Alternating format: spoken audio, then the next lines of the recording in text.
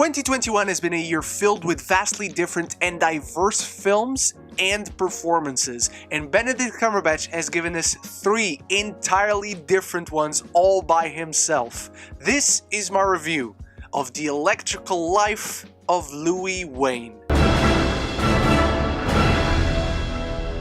We follow the true story of eccentric British artist Louis Wain as he seeks to unlock the electrical mysteries of the world and in doing so better understand his own life. But before I properly get started on my review, I want to know your thoughts on The Electrical Life of Louis Wain. If you've seen it, if you're a fan of Benedict Cumberbatch, if you've seen all his 3 performances this year with The Courier, The Power of the Dog, and now this, I want you to rank him in the comments below. Anything and everything, just start the conversation because that's the most important part. And while you're down there, if you like what you see here, make sure to click that subscribe button so you do not miss any future conversation about your favorite movies and TV.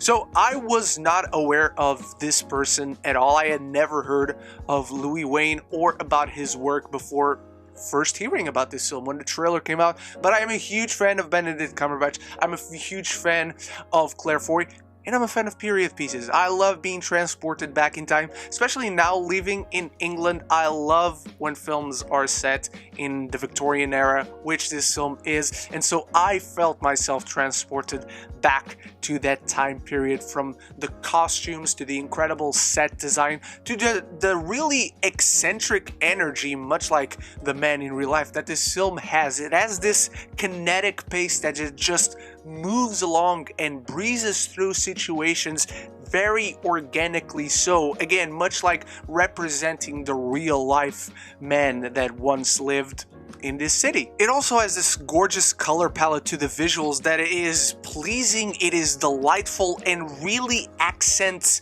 the tone that the film is going for with this very quirky, sometimes off-putting, but nevertheless delightful energy constantly. And much like the film itself, Benedict Cumberbatch is once again delightful on screen. He can transform himself into these roles very well, and he plays this kind of very quirky, socially awkward man that is kind of very put back by society and coming close to people. He's very focused on his paintings, very focused on his art, and throughout the film you have this sort of narration by Olivia Coleman that really allows you to dive into his psyche a little bit. I don't think the narration was the most organic way of conveying our insight of who this man was, but they chose to do it, and the way they used the narration worked for me. And I found the performance and the character to be extremely charming in all of his quirkiness and weirdness, and I found him to be lovable, especially in his relationship with his wife, played beautifully by Claire Foy. I thought the film treated their relationship, the ups and the downs, with a lot of earnestness, and their chemistry on screen is palpable. I also just really love pets, and this film has a lot of cats. The man loved his cats. He loved pets ever since him and his wife found one in their garden, at least according to this film, and so I love seeing cute animals on set, and Benedict Cumberbatch clearly worked with a lot of pets on set, so it was pleasing to the eye. Sadly, the script bogs this one down a lot. The film just feels too long, and one of the reasons why it feels too long is because the film wants to cover so much of Louis Wain's life. Everything can feel kind of surface level. The film has this eccentric, eclectic pace that I talked about. It never feels like it fully dives into anything, into any of the important key points of his life besides his relationship. That is the one thing that worked the best for me. That is the one thing that I thought the film really focused on for a good chunk of time. To the point where it's moving at such a brisk pace, touching on all these parts of his life as it's moving along and not really diving into them, even sometimes when it wants to be very emotional and very dramatic and focus on the more somber parts of this film, it immediately feels like it moves to a very humorous sequence with all his sisters and all their own quirkiness that it feels tonally deaf a lot of times. But for a biopic, it just felt very unfocused, like it wants to cover all these parts of Louis Wain's life, and clearly the director Will Sharp is passionate about this person. He's passionate about his art. There's this really touching moment near the end, no spoilers,